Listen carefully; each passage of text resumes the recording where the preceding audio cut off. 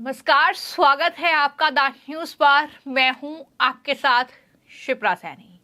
पश्चिम बंगाल में बढ़ते भ्रष्टाचार और आपराधिक मामलों को लेकर केंद्रीय जांच एजेंसी सीबीआई लगातार एक्शन मोड में है, लेकिन इस एक्शन से राज्य की मुख्यमंत्री ममता बनर्जी बौखलाई हुई हैं और अब सुप्रीम कोर्ट में याचिका दाखिल करके सीबीआई के एक्शन पर ममता बनर्जी सरकार ने सवाल उठाए हैं, जिसको लेकर सुप्रीम कोर्ट में मामले की सुनवाई हुई और वहां पर केंद्र सरकार ने ये स्पष्ट कर दिया कि दरअसल सीबीआई जो जांच करती है उसमें हमारा कोई रोल नहीं है। ये साफ तौर पर कहा है कि सीबीआई हमारे नियंत्रण में नहीं है।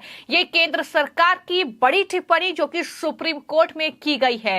लेकिन वहीं पश्चिम बंगाल में चूंकि चुनावों के बीच एक अलग सियासी माहौल देखने को मिल रहा है और अब इंडी अलायंस में भी साफ तौर पर फूट पड़ती पश्चिम बंगाल में दिखाई दे रही है। जिस तरीके से ममता बनर्जी ने कांग्रेस पार्टी के नेता अधीर रंजन चौधरी को इंडी अलायंस का गद्दार करार दिया, तो अब अधीर रंजन चौधरी ने भी ममता बनर्जी पर पलटवार किया है।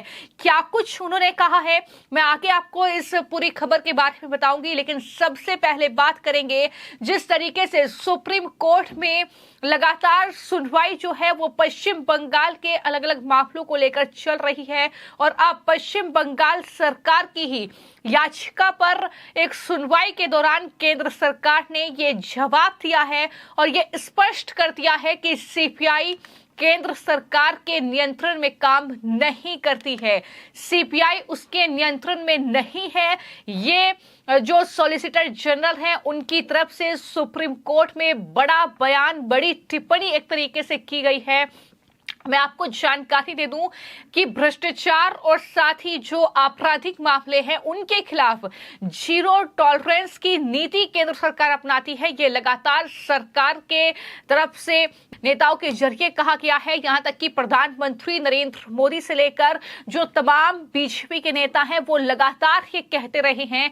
लेकिन वहीं जो विपक्ष है वो सरकार पर यह आरोप लगाता है कि ईडी और सीबीआई का इस्तेमाल जो है वो केंद्र सरकार कर रही है और इसी पूरे मामले को लेकर अब ये बड़ी टिप्पणी केंद्र सरकार की ओर से की गई है कि सीबीआई उनके नियंत्रण में नहीं है। जिस तरीके से ये टिप्पणी दरअसल केंद्र सरकार की ओर से करते हुए ये स्पष्ट कर दिया गया कि जो विपक्ष आरोप लगाता है वो पूरी तरीके से बेबुनियाद है।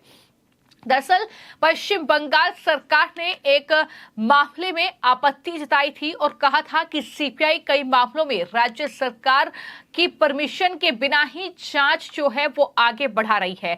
मैं आपको जानकारी दे दूं कि पश्चिम बंगाल में भ्रष्टाचार से लेकर कई आपराधिक मामले ऐसे हैं जिसमें सीबीआई जो है वो कोलकाता हाई कोर्ट के आदेश के बाद जांच कर रही है, चाहे मामला हाल ही में संदेश खाली का हो फिर चाहे अन्य मामले हो। दरअसल कोलकाता हाई कोर्ट का आदेश जिसके बाद संदेश खाली के मामले में सीबीआई की जांच शुरू हुई, ममता बनर्जी सरकार उससे बौखलाई और सुप्रीम कोर्ट में याचिका दाखिल की गई। लेकिन अब केंद्र की ओर से सॉलिसिटर जनरल तुषार मेहता ने यह साफ कर दिया है और कहा है कि बंगाल में एक भी केस केंद्र सरकार ने दाखिल नहीं किया है। सीबीआई ने ये केस रजिस्टर किए हैं और बंगाल सरकार ने सुप्रीम कोर्ट में यह कहा कि हमने अपने राज्य में केसों की सीबीआई जांच की मंजूरी वापस ले ली है। यानी हमने सीबीआई को परमिशन नहीं दी है, इसके बावजूद जो जांच एजेंसी है सीबीआई इन केसों की जांच कर रही है। ये दलील बंगाल सरकार की ओर से दी गई। बंगाल सरकार ने सुप्रीम कोर्ट में संविधान के आर्टिकल 131 का हवाला देते हुए याचिका दाखिल की और इसमें सुप्रीम कोर्ट के अधिकार क्षेत्र का जिक्र है। इसके मुताबिक केंद्र और राज्यों के बीच के मामलों की सुनवाई सिर्फ सुप्रीम कोर्ट में की जाती है। वहीं बंगाल सरकार की दलील पर जो सॉलिसिटर जनरल है तुषार मेहता, उन्होंने जस्टिस BR गवई और जस्टिस संदीप मेहता से यह कहा कि संविधान का आर्टिकल 131 सुप्रीम कोर्ट के मिले सबसे पवित्र अधिकारों में से एक है। इसका गलत इस्तेमाल नहीं होने देना चाहिए। जिन केसों की बात बंगाल सरकार कर रही है उनमें से एक भी केस केंद्र सरकार ने रजिस्टर्ड नहीं किया है।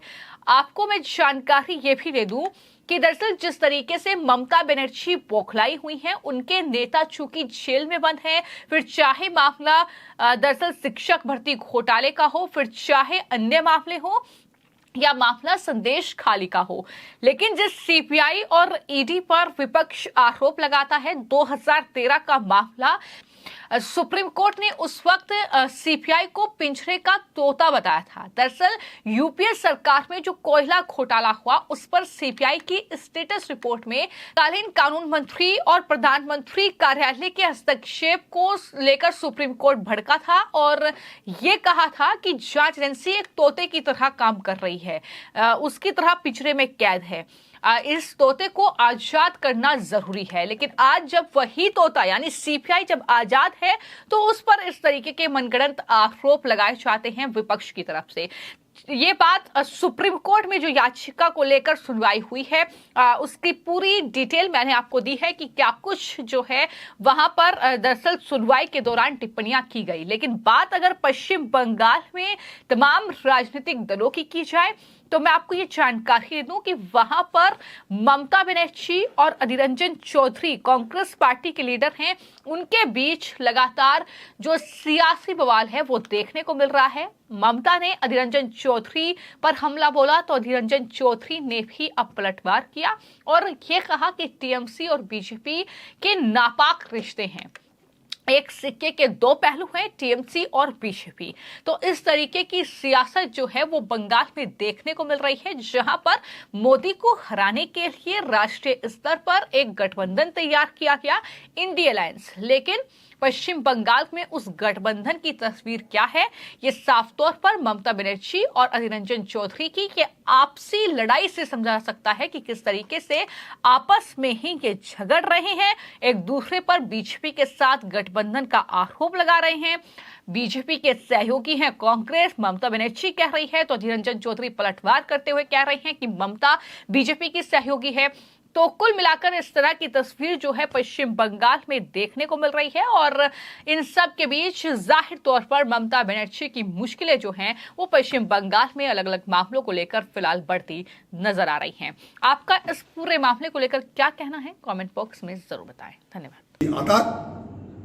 এই সর্বনাশা আতাত বাংলার মানুষ দেখছে, তাই আজকে দিদি তাল খুঁজে পাচ্ছে না।